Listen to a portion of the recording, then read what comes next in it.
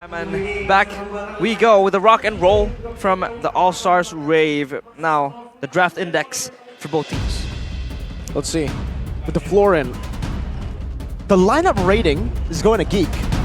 But the lineup ratings, by the way, since yesterday, have been too accurate. Actually, has been accurately predicting wrong. So, based on the lineup ratings, it seems Aura have the stronger composition. I would have to say so too, man. As long as this Claude doesn't fall behind, as long as Geek are not able to create the snowball with the Brody, Aura can just hold it down, weather the storm, and take control.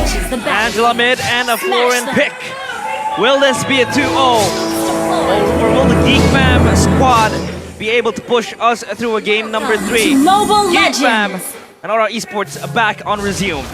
Let's see who will find game 2. Will it be Geek equalizing, forcing a game 3, or will it be Aura finding the clean sweep, ladies and gentlemen? Gogun back in the utility department. So this could, we won't see him exert those flashy playstyles like he did with the Nolan.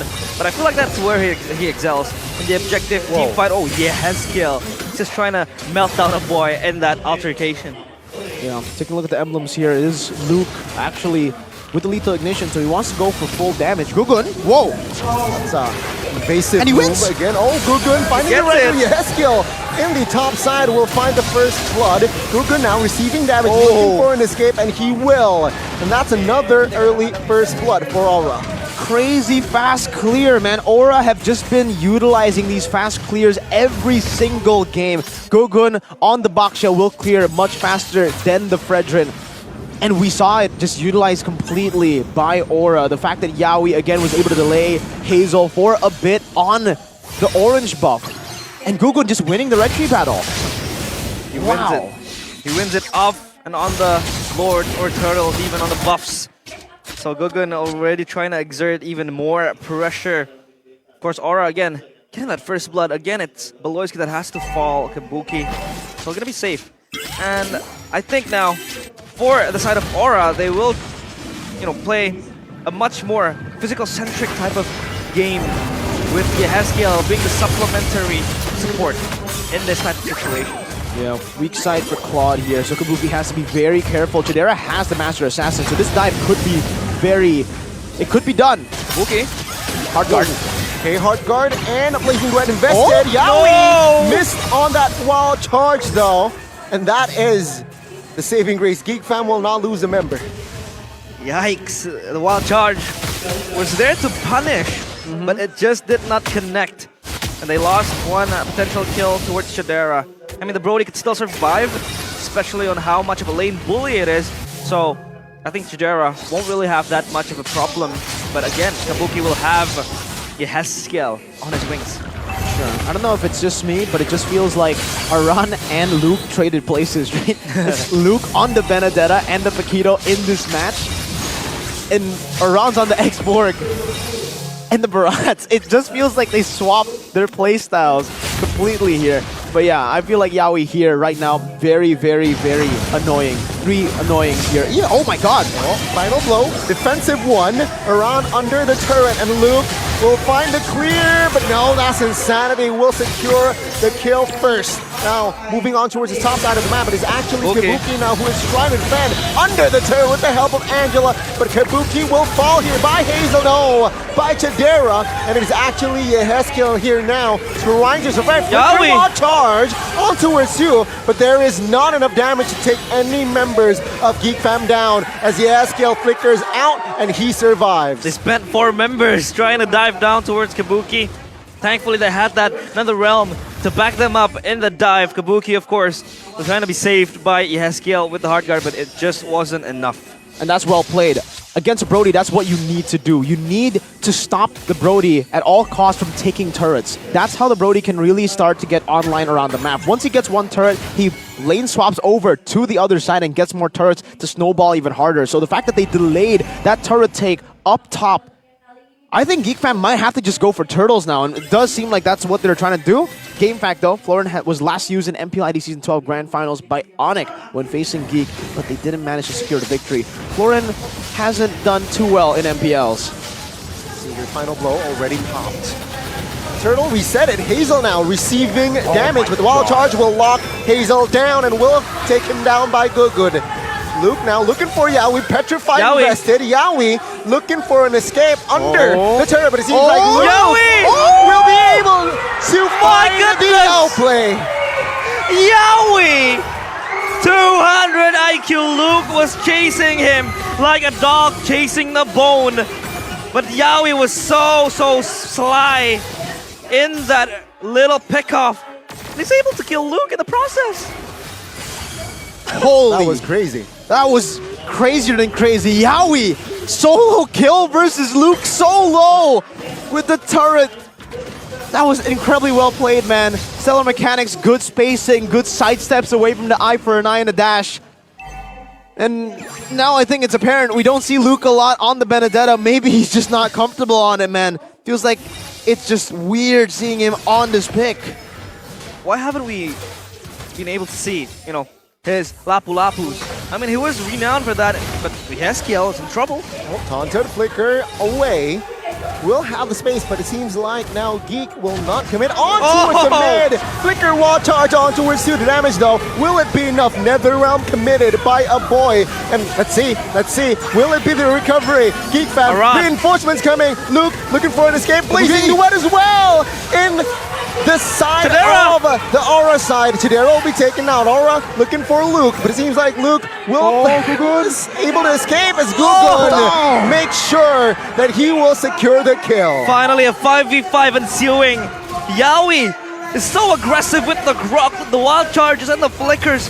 Are able to insinuate the fight. And Aura again coming up on top. GEEK fam again being left behind. It's like a deja vu from the first match. Roadkill Luke, man. Gugun just drove him down. Oh my goodness. Roadkill. Oh, Aura are really feeling it here. The way that they've been playing the game, the tempo has been phenomenal. Every single time, never stopping the pace and really capitalizing on every single thing that GEEK fam are doing wrong. Every time they rotate a bit too prematurely, just with 2 members in the mid lane, overextending just a bit, it's always Aura with their mobility advantage again. Just like in game number 1, the fact that all of them had Wilderness Blessings, the fact that they were able to rotate around the map fast enough, gave them the advantage, and it's the same here. It just feels like GEEK fam aren't able to really handle the pace of Aura. The fact that Aura right now are able to just control every single lane, no turrets taken by the way, despite it being a Benedetta. A guy that you would expect to be the one split pushing. Oh no, Luke. Eye for an eye, final blow to escape, and there you go. See, Aura, they still haven't managed to take down the mid. Maybe, just maybe, that will be their next agenda. I wonder what made Luke change his playstyle so, so much. Maybe that's what the doctors ordered? maybe the doctors ordered wrong because, man, he was doing so well last week on the Lapu Lapus. Now he is getting outclassed by Aran. You play the Benedetta, the Paquito against Aran, the guy who mains these 2 heroes. He'll be able to pop off on you. He knows exactly the limits on these heroes. And right now, when we take a look at the items, man, that War Axe, the Brute Force, and also this time Kabuki, getting that item Power Spike, he should be able to hit it in the next few, well, just a minute, I think. 9th minute, he should be able to get that already. Meanwhile, for Chidera, he's quite far away from, well, he actually technically has the Power Spike, but again, because he is behind, he is further away from actually reaching the Power Spike. And Luke hasn't been able to activate the side lanes. Yowie again! Flicker wall charge, another round committed. It's a 4v4 now with the hard guard in place. Let's see, a boy and Hazel in the front side of the map. But take a look at Gugun targeting Last Insanity with the help of Yesker will find Maloyski. Now Hazel looking to find the front line, being the front liner, finding the kill with the help of Chidera as well. Luke misses the skill, it seems like, and that is 1-for-1. Feels like it is a shadow of his former self. It's not the same Luke we have seen last week. I mean, looking back at the first game, he wasn't able to activate the side lanes as a Paquito, and now as a Benedetta, feels like he can't activate the side lanes, and his mechanics are not comfortable enough. No, not at all. On the Paquito, and especially on the Benedetta, my god, that wall dash. The Phantom Slash to the wall too. And it wasn't even Yaoi's wall, it was a random wall in the land of Dawn.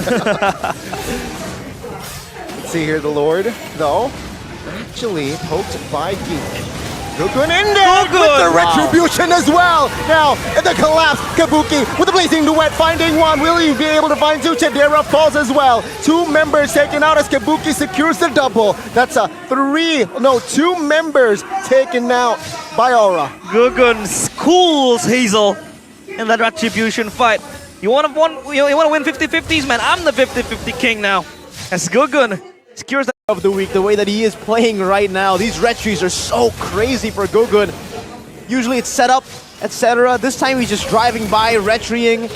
My lord, this is a scary, scary team right now. It looks incredible. And Geek fam are absolutely flabbergasted. Kabuki already with the corrosion side.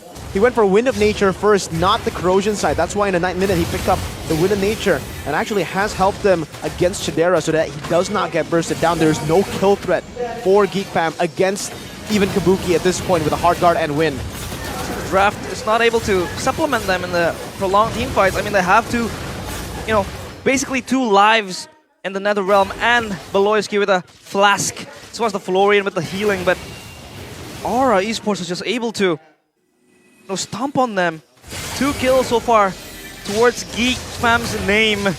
And Aura Esports just looking to ravage everything. Not even a silent activated, not even a tier 1 turret.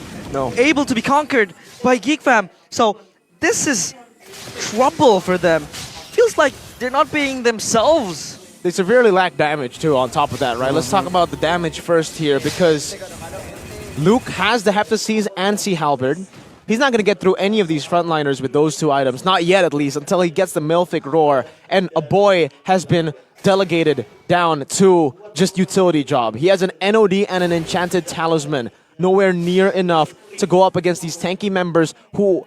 Oh my, Gugun already has an Anti-Cuirass, Sky Guardian Helmet, and he's building towards an Athena Shield. So good luck dealing damage to these frontliners. Chadera, it's crazy. They're so behind when it comes to items. And again, the V recalls! The spice. Stop it! They're already dead! And a boy and Chadera and Luke following up in the feast. This is just a massacre. Geek fam having to lick their own wounds. It's like the same old scenario again as game 1. Feels like they're just waiting for their own demise to imminently happen. Yeah. Aura is just everywhere around their own faces. Because that's what will happen when you give a lineup like this, a Baxia. It's basically full dive comp, right? Aside from Kabuki, who will be the damage dealer, who can also dive, by the way. It's a very multi-dimensional hero pick there with the Claude, full items already with the Windtalker too. No boots. Oh, no, he actually does have boots. He didn't go for Milfic Roar.